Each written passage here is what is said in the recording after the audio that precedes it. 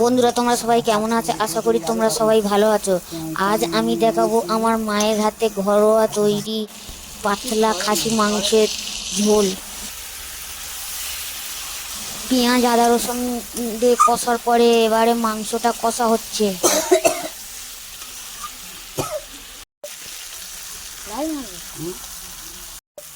দেখুন মাংসটার কত সুন্দর কালার এসেছে কষা,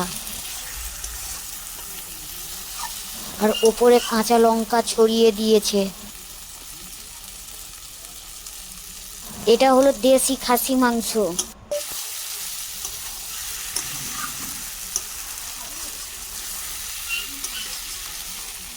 মাংসটা খুব সুন্দরভাবে কষিয়ে নেওয়া হচ্ছে, যেহেতু এটা খাসি মাংস।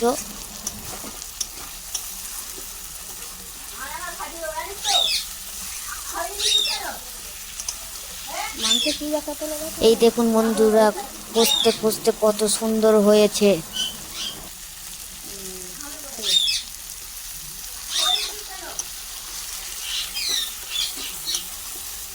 আর এবারে একটু হালকা জল দেওয়া হলো।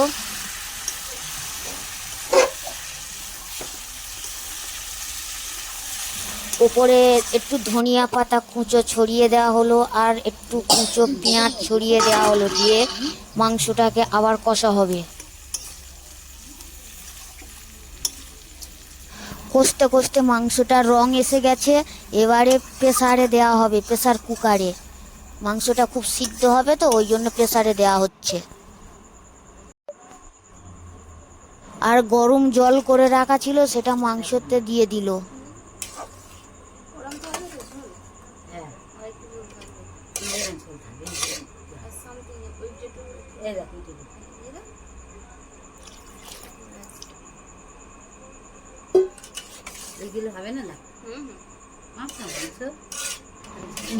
যখন প্রেসার কুকারে ঢালি তখন এই রকম পুরো মাংসটা কষা। আর এবারে প্রেসার কুকারটা এবারে গ্যাসে বসিয়ে দিয়েছি। জাস্ট কটা সিটি মারার পরে আমি তোমাদেরকে মাংসটা পুরোটা দেখাবো হয়ে গেলে। আমাদের মাংস পুরো রেডি। দেখুন বন্ধুরা, কত সুন্দর কালার হয়েছে দেখুন। আর আমি তো লোভ সামলাতে পারলাম না, টেস্ট করতে শুরু করে দিলাম। তারপরে ভাত আর পাতলা খাসি মাংসের তরকারি খেতে শুরু করে দিলাম।